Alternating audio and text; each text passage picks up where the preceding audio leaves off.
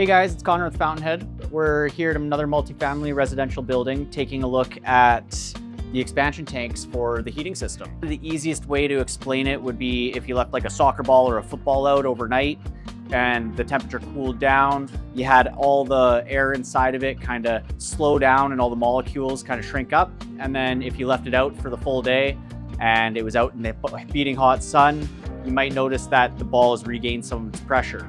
Well, the same thing happens when we have a boiler that heats up our heating media. We end up having to have room for those molecules to expand, and we need somewhere for that to go before it pops a relief valve on our boiler system, or maybe another fitting fails or something like that. On the internal part, there's actually a bladder here, and then there's an air side. As our heating media heats up, air can compress, so it will inflate this bladder with more heating media. Our air will compress into here, and then we'll have a spot for all that hot water to go. Now, when our boilers cool down, the bladder will then push the water down as it starts to cool down, and then our system will maintain at the same pressure. If we didn't have one of these, then we would constantly have relief valves popping, or we'd have water on floors, and the system just wouldn't be operating as optimal as required. We do have a common piping practice that we like to follow.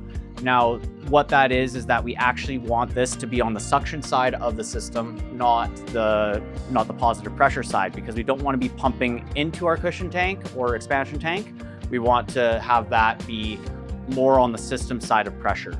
So it's really important that we have these upstream of our pumps in order to make sure that they're operating properly and taking the proper expansion from the system when we need it to.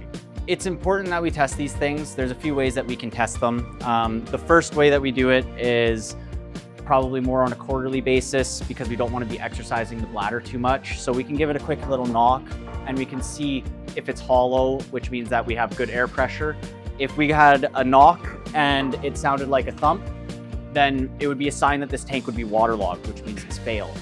Now, what waterlogging is when the bladder has ruptured and this tank is now full of water, which means we don't have that cushion for the water to go up against and then retract. So without having that, the system pressure can spike as soon as the boilers turn on, which can cause you to lose water in your system. You might have issues with airlocks or something. So it's really important that we're checking these and maintaining them. Other than the knock test, we can also take a look at the Schrader valve up on the top, and this is again for the air side. We can just take a quick peek, see if there's any spurts of moisture. This one's good. So if I was on a quarterly check, I would probably say that this is a past expansion tank and we'd be good to move on to the next one.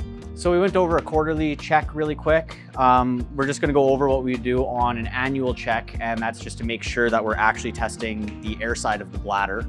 So first thing we're gonna do is we're gonna isolate the expansion tank from the system. Now it's separated. I have a way I can drain it. Now we can just go ahead, take our pressure sensor.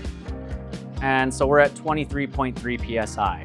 So our system is rated for about 30 PSI. So we could actually pump this up a little bit, bring it up to about 25, maybe 27 PSI. And then it'll be absolutely fine doing its job. And we can come back next year, take another air pressure reading, and in between that time, we'll come through and do our knock test and make sure that we don't have any moisture coming out of the expansion tank.